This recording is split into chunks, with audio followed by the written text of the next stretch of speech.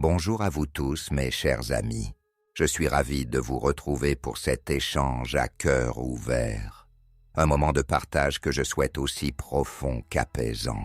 Installez-vous confortablement, peut-être avec une boisson chaude, dans un endroit où vous vous sentez en sécurité, car nous allons explorer ensemble un sujet essentiel, parfois sombre, mais dont la compréhension est la clé de votre libération. Nous allons parler de cette haine viscérale, presque inhumaine, qu'un narcissique peut éprouver à votre égard, particulièrement après la rupture. Ce moment précis où, après vous avoir porté au nu, il vous a jeté comme un objet usagé sans le moindre remords, pour ensuite se transformer en votre pire ennemi. Décortiquer cette noirceur n'est pas un exercice de complaisance dans la souffrance. C'est une nécessité chirurgicale pour quiconque cherche à reprendre les rênes de sa vie. Comprendre les mécanismes de cette haine, c'est comprendre les mécanismes de sa propre guérison. Un être dévoré par une telle hostilité, une haine basée exclusivement sur la projection de ses propres manques et de sa propre vacuité, est l'un des individus les plus dangereux que vous puissiez croiser. Que ce soit dans le cadre feutré d'une vie intime ou dans l'arène glacée du monde professionnel, ces personnalités sont des zones de danger permanent. Leur haine n'est pas une simple colère passagère, une émotion humaine que l'on pourrait apaiser par le dialogue.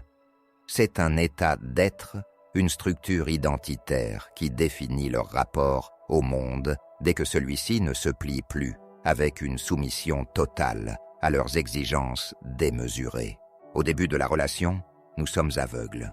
Nous ne voyons pas les micro-agressions, ces petites piques dissimulées sous l'humour, ces silences punitifs qui durent quelques minutes de trop. Nous sommes enveloppés dans un brouillard psychologique épais, une sorte de transe hypnotique créée par leurs manipulations incessantes. Nous ignorons les signaux d'alarme, ces fameux « red flags », parce que nous sommes des êtres d'empathie, programmés pour voir le meilleur en l'autre, pour pardonner, pour comprendre. Le narcissique, lui, est un expert pour jouer avec vos cordes sensibles. Il veut vous maintenir dans un ouragan émotionnel permanent. Son but, conscient ou non, est de saturer votre système nerveux de cortisol et d'adrénaline. Pourquoi ? Parce qu'une proie stressée, une proie dont le cerveau est en mode survie, est incapable d'analyser froidement la réalité de la malveillance qui s'exerce sur elle. Imaginez ce stress comme une musique de fond assourdissante qui vous empêche d'entendre votre propre intuition vous crier de fuir. C'est une forme de torture lente, une érosion de votre discernement qui vous prépare à accepter l'inacceptable. Il est vital, aujourd'hui plus que jamais, de cultiver un discernement implacable. Si vous pouviez voir, ne serait-ce qu'une seconde, l'ampleur et la profondeur de la haine que le narcissique ressent parce que vous avez osé échapper à son emprise, vous n'auriez pas seulement peur. Vous auriez une envie irrépressible, salvatrice, de vous éloigner définitivement, de couper tous les ponts sans jamais vous retourner. Pour lui, votre liberté n'est pas un droit, c'est une insulte personnelle. C'est une rébellion intolérable contre un ordre cosmique où il est le maître absolu, et vous, l'esclave, l'extension de sa propre volonté, le réservoir où il puise son énergie.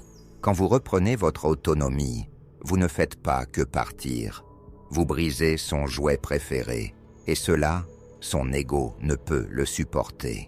Il se sent comme un monarque déchu par un sujet qu'il jugeait inférieur. Pour saisir ce niveau de haine, il faut plonger dans les abysses de la blessure narcissique.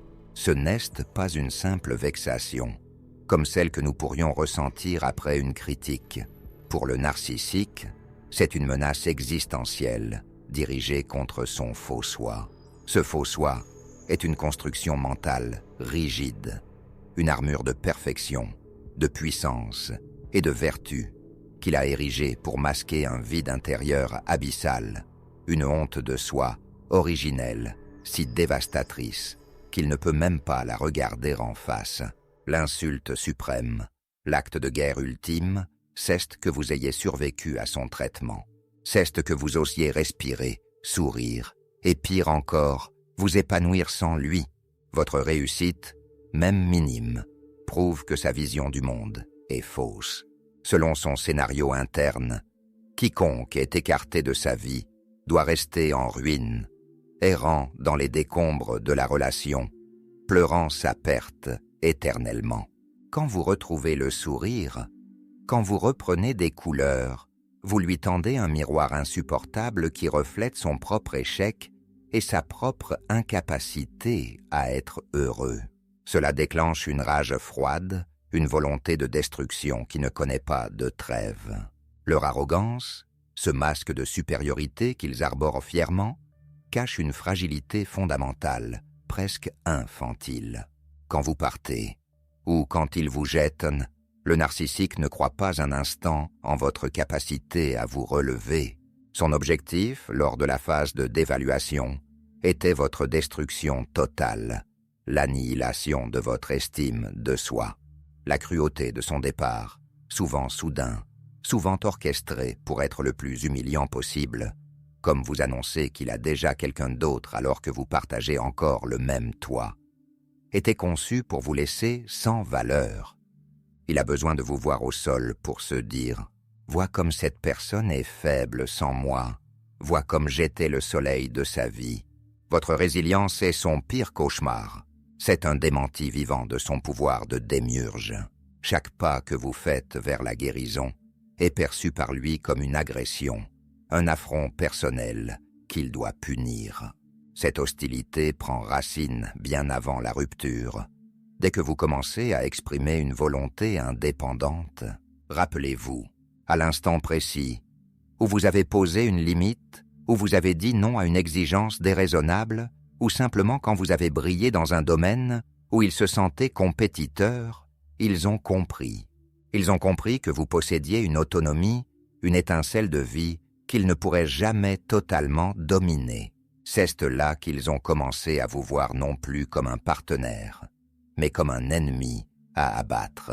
Le narcissique se dit, dans son monologue interne distordu, « Je dois dévaluer cet individu, je dois le briser, car il ne se laisse pas contrôler, il me fait de l'ombre. » Pendant que vous tentez de reconstruire votre vie, pierre après pierre, il reste tapi dans l'ombre, observant vos moindres mouvements sur les réseaux sociaux ou par l'intermédiaire de tiers, ces fameux singes volants qui lui rapportent tout, attendant la moindre faille, le moindre moment de faiblesse pour vous envoyer une flèche empoisonnée et vous rappeler son mépris.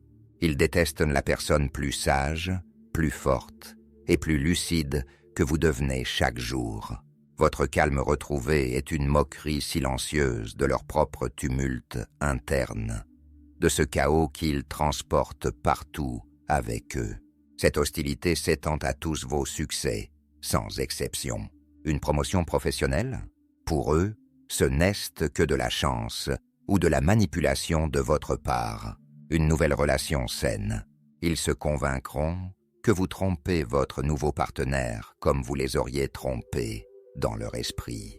Pour eux, votre bonheur est une preuve insupportable que le problème ne venait pas de vous, mais d'eux. Et cela, leur psyché ne peut pas l'intégrer sans se fondrer. Alors, ils préfèrent vous haïr. Ils préfèrent construire une réalité parallèle, où vous êtes le monstre, car admettre leur propre responsabilité reviendrait à mourir psychiquement. Ils ont besoin de vous peindre comme le méchant de l'histoire pour rester le héros immaculé dans leur propre théâtre mental.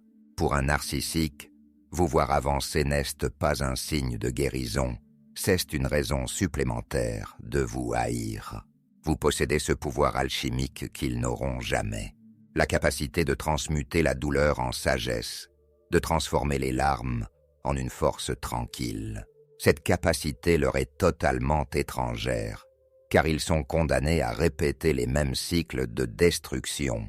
Ils voient vos projets, vos voyages, vos nouveaux amis comme des actes de guerre délibérés contre leur influence passée.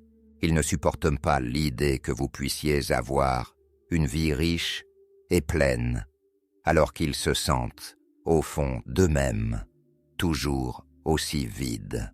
Ils sont comme des vampires psychiques qui, une fois chassés, enragent de ne plus avoir accès à votre sang vital. Leur haine est proportionnelle à la qualité de l'énergie qu'ils ne peuvent plus vous voler. Revenons au cœur de notre sujet. La méchanceté qu'ils manifestent après vous avoir jeté est souvent bien plus lourde, bien plus dense que celle qu'ils montraient durant la relation. Pourquoi ? Parce qu'ils ont été les témoins privilégiés de votre lumière. Ils ont vu votre résilience, votre capacité à aimer, votre intégrité. Ils savent qu'une fois que vous serez reconnecté à votre moi authentique, une fois que le brouillard se sera dissipé, vous les verrez tels qu'ils sont réellement. De petits êtres apeurés, vides de substance, vivant de l'image qu'ils projettent. Votre vie intègre, votre simple existence dans la vérité, remet en question chaque seconde de leur existence frauduleuse. C'est une agression permanente pour leur ego de savoir que quelqu'un, quelque part, connaît la vérité derrière le masque. Ils craignent par-dessus tout que vous ne révéliez leur imposture au monde, et cette peur se transforme en une agressivité préventive. C'est précisément pour cette raison qu'ils tentent parfois de vous ramener dans leur filet, ce que nous appelons le hoovering, l'aspiration. Mais ne vous y trompez jamais. La motivation derrière un retour n'est jamais l'amour, ni même le regret. C'est une rage intérieure froide. Comment as-tu osé t'échapper? Comment as-tu osé survivre à mon absence? Ils reviennent pour vérifier s'ils ont encore du pouvoir sur vous, pour voir s'ils peuvent encore déclencher une réaction, qu'elle soit de tristesse ou de colère. Ils peuvent utiliser des prétextes futiles, un vêtement oublié, une question sur un dossier administratif, ou même un message de condoléances fin pour un proche. Ne tolérez plus leur jeu, même s'ils arrivent avec des larmes de crocodile, même s'ils vous promettent la lune.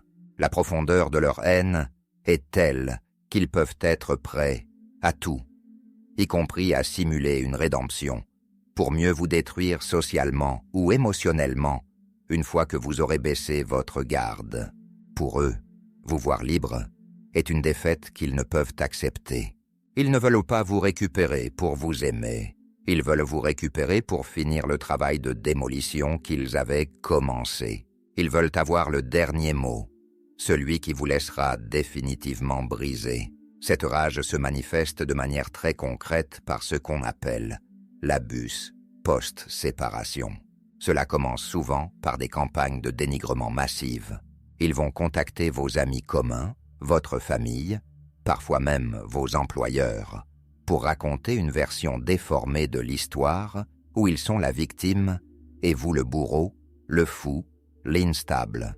Ils utilisent des vérités partielles pour construire des mensonges crédibles. Par exemple, ils parleront de votre colère, une colère saine et réactive à leurs abus, pour vous faire passer pour quelqu'un de violent ou de déséquilibré. Leur but est de vous isoler, de vous couper de tout soutien pour que vous finissiez par croire que vous êtes effectivement le problème.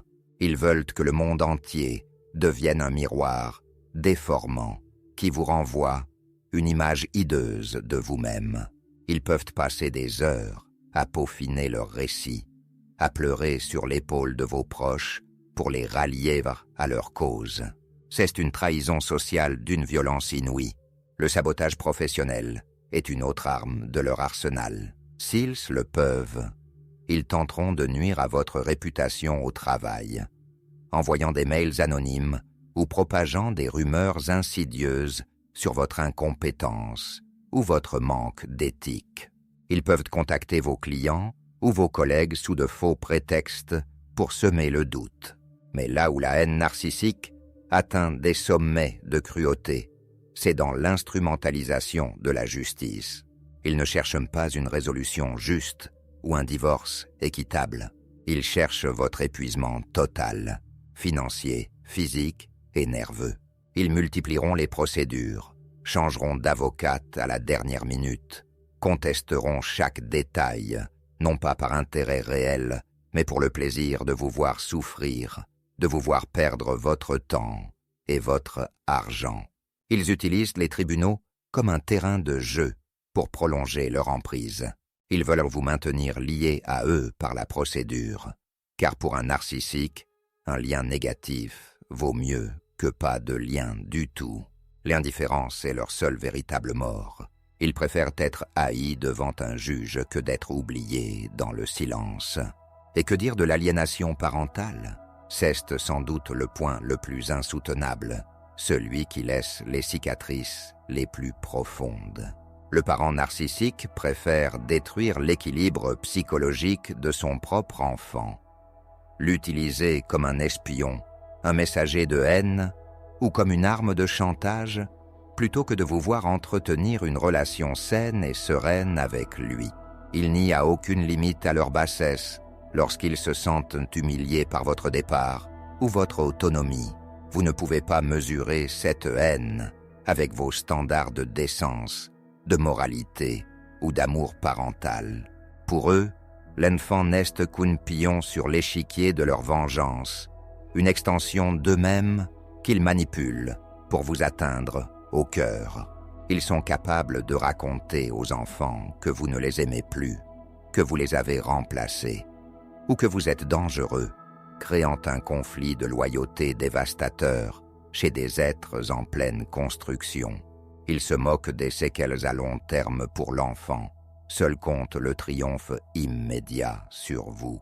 Malgré toute cette noirceur, ils ont souvent le culot phénoménal d'essayer de vous réaspirer quand ils sentent que vous leur échappez vraiment. Ma règle d'or, celle que je vous répète inlassablement, bloquez-les partout, supprimez les numéros, bloquez sur les réseaux sociaux, filtrez les emails par des règles automatiques pour ne même pas les voir passer. Ce n'est pas un acte de colère, ce n'est pas de la puérilité, c'est de l'hygiène mentale élémentaire. C'est poser un garrot sur une hémorragie d'énergie. Il vous rappelle, parce que votre absence crée un vide insupportable dans leur approvisionnement narcissique. Pour eux, il est bien plus facile de recycler une ancienne proie, dont ils connaissent déjà toutes les failles et tous les boutons émotionnels, que d'en dresser une nouvelle. Votre existence florissante est une erreur de calcul qu'ils veulent corriger en vous ramenant à un état de soumission et de doute. La plupart des narcissiques sont trop paresseux pour entreprendre un vrai travail sur eux-mêmes. Leur seule passion, leur seul talent, c'est la manipulation d'autrui. Ne retournez jamais vers eux, même pour clore le dossier ou pour obtenir des excuses. Les excuses d'un narcissique sont des hameçons, rien de plus. Ce que vous voyez aujourd'hui, cette haine et ce mépris, c'est leur vrai visage. Le visage du début n'était qu'un masque de théâtre, une projection de ce que vous vouliez voir. La guérison n'est pas seulement une possibilité, c'est votre droit de naissance. Mais pour guérir, il faut accepter de voir la réalité en face, aussi laide soit-elle. Plongeons encore un peu plus dans les racines de cette haine. Ils détestent votre essence même. Ils détestent votre capacité à être vrai, à être vulnérable, à être authentique. Le narcissique est structurellement incapable d'empathie réelle. Il peut la mimer, il peut l'étudier comme une langue étrangère, mais il ne la ressent pas. Votre compassion, votre gentillesse sont des menaces pour sa vision cynique et prédatrice du monde. S'il reconnaît que vous êtes quelqu'un de bien, il doit admettre qu'il est quelqu'un de malveillant. Pour éviter cette conclusion logique, il fera tout pour éteindre votre lumière, pour vous pousser à bout, pour vous faire crier, afin de pouvoir dire « Regardez, cette personne est aussi sombre que moi ». C'est ce qu'on appelle la projection. Ils vous attribuent leurs propres traits de caractère, les plus vils, pour s'en décharger. Ils provoquent une réaction en vous, puis utilisent cette réaction pour justifier leur haine initiale. C'est un cercle vicieux de manipulation. C'est pour cela qu'ils ont utilisé le gaslighting, cette manipulation mentale visant à vous faire douter de votre propre mémoire et de votre santé mentale. Ils voulaient vous rendre aussi instable et froid qu'eux.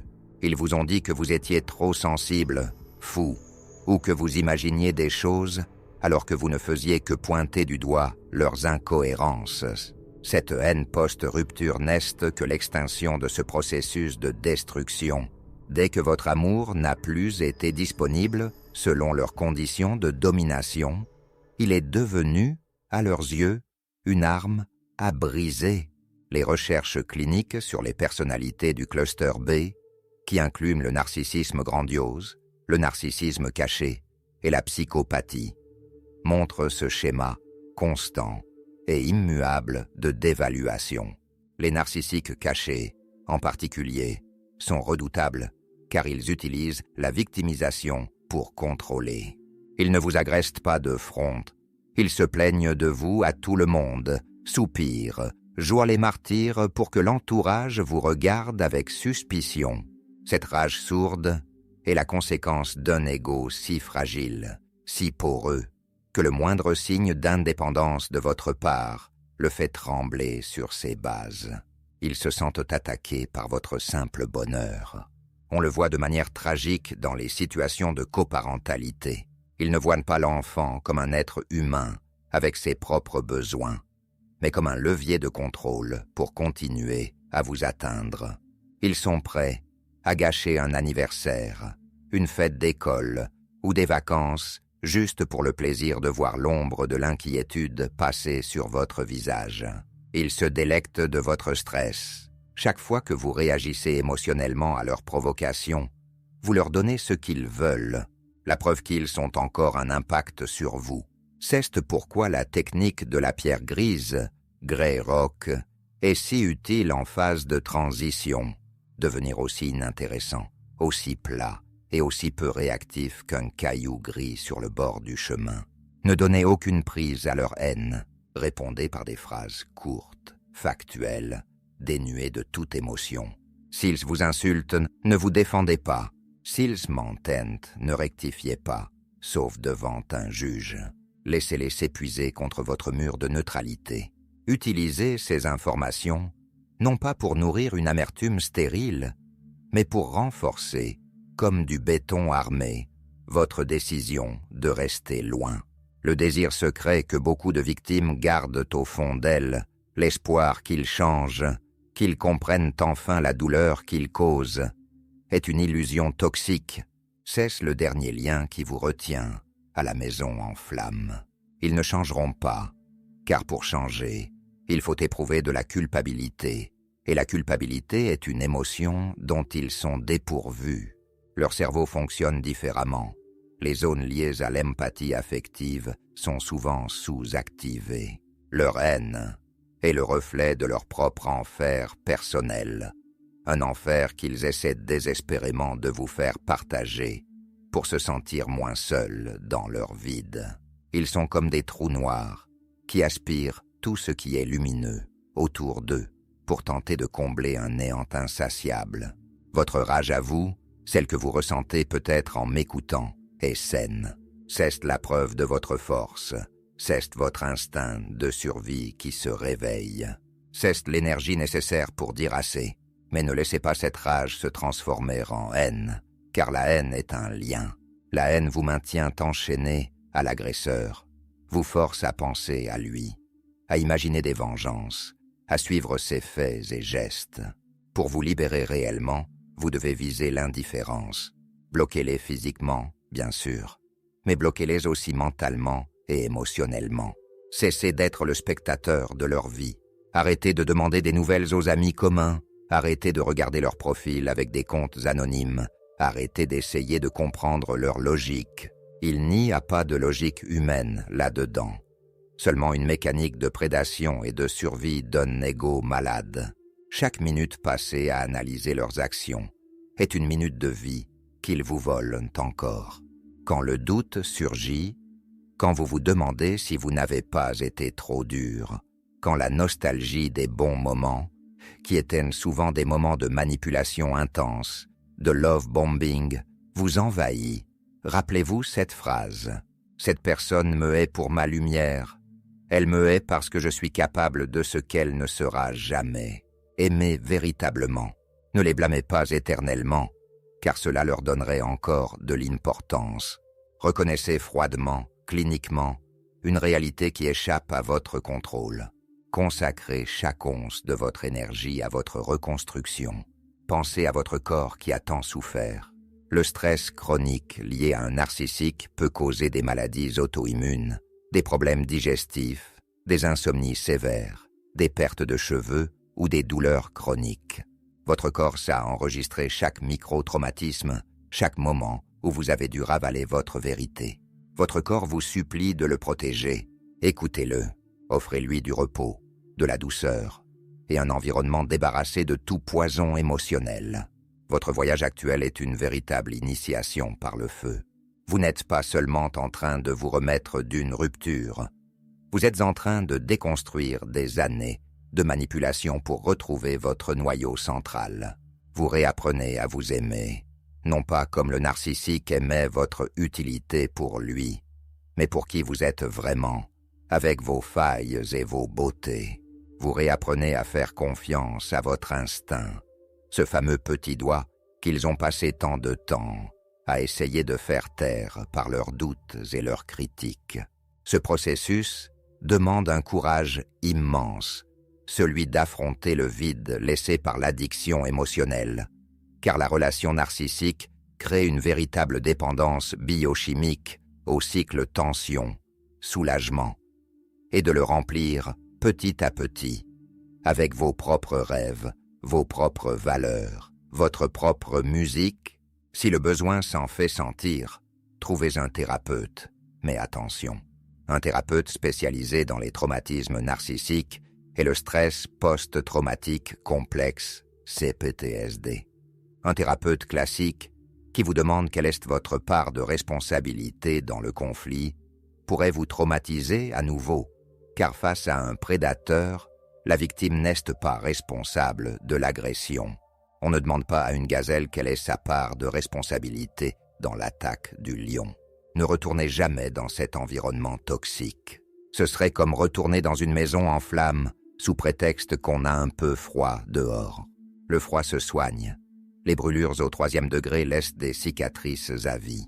Bloquer le narcissique n'est pas un acte de faiblesse ou une fuite, c'est un acte de respect profond envers soi-même. C'est dire à votre enfant intérieur, celui qui a été bafoué, humilié et ignoré. Désormais, ta sécurité est ma priorité absolue.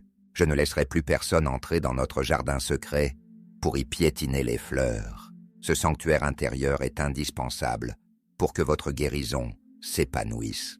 Chaque interaction, même un simple SMS pour parler des affaires courantes, est un risque de rouvrir la plaie, de laisser le venin s'infiltrer à nouveau. Vous avez le droit souverain de choisir qui a accès à votre énergie, à votre temps et à votre espace mental. Ne vous justifiez pas. Le silence est votre meilleure défense et votre plus grande force.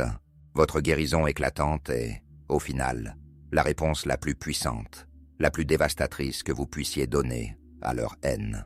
Ils voulaient vous voir éteint, amer, détruit.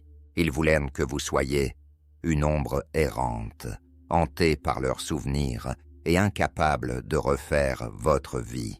En devenant une personne joyeuse, sereine et accomplie, vous leur infligez la plus grande des défaites sans même avoir à lever le petit doigt. Votre succès, votre rire retrouvé, votre capacité à construire de nouvelles relations basées sur la confiance et le respect sont des messages percutants qui disent « Tu n'as eu aucun pouvoir sur mon âme. Ne gaspillez plus une seconde à essayer de les confronter ou de leur faire entendre raison. Ils utiliseront vos explications comme de nouvelles munitions pour vous faire passer pour quelqu'un d'obsessionnel. Utilisez cette force vitale pour devenir la version la plus vibrante, la plus authentique de vous-même. Redécouvrez vos passions oubliées, reprenez ce sport que vous aimiez, revoyez ces amis qu'ils vous ont fait perdre. Identifiez les tactiques de manipulation, n'est-ce plus une source de peur pour vous? C'est devenu votre nouveau super-pouvoir. Désormais, vous observez les gens avec une acuité nouvelle. Vous voyez les masques avant qu'ils ne tombent. Vous repérez les flatteries excessives, les incohérences subtiles, le manque d'empathie envers les autres. Observez comment une personne réagit à un simple non. Une personnalité saine respectera votre autonomie, cherchera un compromis ou acceptera votre limite avec élégance. Une personnalité toxique, elle, y verra une offense, une déclaration de guerre et tentera de vous faire culpabiliser ou de vous punir par le silence ou l'agression. Ce radar interne, forgé dans la douleur des épreuves passées, est ce qui protégera votre avenir et celui de vos proches. C'est une boussole qui ne vous trompera plus jamais. Vous avez payé cher pour cette sagesse. Faites-en bon usage. Lâchez prise sur le besoin de justice immédiate. Je sais combien il est difficile de voir le narcissique s'afficher avec une nouvelle proie, affichant un bonheur de façade sur les réseaux sociaux, faisant exactement les mêmes promesses qu'il vous a faites, fréquentant les mêmes restaurants, utilisant les mêmes mots doux. Mais rappelez-vous, la nature même de l'existence du narcissique est sa propre punition. Il est condamné à une errance éternelle, passant d'une proie à l'autre dès que celle-ci commence à voir clair dans son jeu. Il est incapable de ressentir la moindre connexion réelle, la moindre intimité véritable. Il est condamné au vide et à l'insatisfaction chronique, toujours à la recherche d'un nouveau shoot d'attention pour calmer son angoisse existentielle. Il ne change pas, il change juste de décor et de partenaire de danse. La nouvelle personne n'est pas mieux que vous. Elle est simplement au stade où vous étiez au début. Elle est encore sous l'effet de l'anesthésie. Son calvaire ne fait que commencer, alors que le vôtre se termine. En vous concentrant exclusivement sur votre chemin, vous laissez l'univers ou le destin s'occuper du reste. La véritable sérénité se trouve dans ce point d'indifférence absolue, où leur nom ne provoque plus ni accélération cardiaque, ni colère, ni tristesse, mais juste un vague souvenir d'une leçon apprise à la dure. C'est le moment où vous réalisez que vous avez gagné, non pas parce que vous les avez vaincus sur leur terrain boueux, mais parce que vous les avez quittés mentalement, physiquement et spirituellement. Vous avez repris votre pouvoir. Vous avez réalisé que le monstre n'avait de pouvoir que celui que vous lui donniez par votre peur ou votre espoir. En retirant ces deux émotions, vous le rendez impuissant. Imaginez votre vie dans 2 ans ou dans 5 ans. Imaginez ce moment où cette personne ne sera plus qu'un souvenir lointain, une ombre floue dans votre rétroviseur, une anecdote que vous raconterez peut-être pour aider quelqu'un d'autre à sortir de l'enfer. Chaque jour de no contact, zéro contact, vous rapproche de cette tranquillité. Chaque matin où vous ne vérifiez pas leur profil est une victoire. Ne regardez plus en arrière, car il n'y a rien pour vous là-bas, sinon des mirages et des pièges. Devant vous, l'horizon est immense, rempli de possibilités, de projets passionnants et, surtout, de rencontres authentiques avec des êtres capables d'empathie et de réciprocité. Vous avez survécu au pire. Vous avez traversé le champ de mine et vous en êtes sorti avec une profondeur d'âme et une résilience que peu de gens possèdent. Votre empathie, loin d'être une faiblesse, est devenue votre plus grande force, car elle est désormais guidée par un discernement d'acier. Vous êtes maintenant prêt pour le meilleur. Vous avez appris à distinguer l'or du plomb. Vous savez que votre valeur ne dépend pas du regard d'un prédateur, mais de votre propre lumière intérieure. Cette lumière, personne ne peut vous l'enlever, même s'ils ont essayé de l'étouffer sous des tonnes de haine, de mépris et de mensonges. Elle brille encore, plus forte, plus pure, plus stable qu'avant. Vous avez découvert que vous étiez votre propre sauveur, votre propre refuge. Merci pour votre écoute attentive et pour votre présence vibrante. Votre parcours, avec ses doutes, ses rechutes parfois, car le chemin de la guérison n'est pas linéaire, mais surtout ses victoires silencieuses, est une source d'inspiration pour nous tous. N'oubliez jamais, vous n'êtes pas une victime définie par son agresseur, vous êtes un survivant, un alchimiste créateur de sa propre existence. Chérissez votre paix intérieure comme le trésor le plus précieux que vous possédez. Ne laissez personne, absolument personne, venir la troubler à nouveau. Restez fort, restez conscient et surtout, restez lumineux. Avancez avec confiance vers cette vie qui vous appartient, enfin, totalement. La haine du narcissique n'est que le bruit du vent contre une montagne. Elle peut souffler fort, mais elle ne peut pas vous ébranler. Je vous dis à très bientôt pour la suite de ce voyage vers la lumière. Prenez grand soin de vous, car vous êtes précieux et le monde a besoin de votre authenticité retrouvée.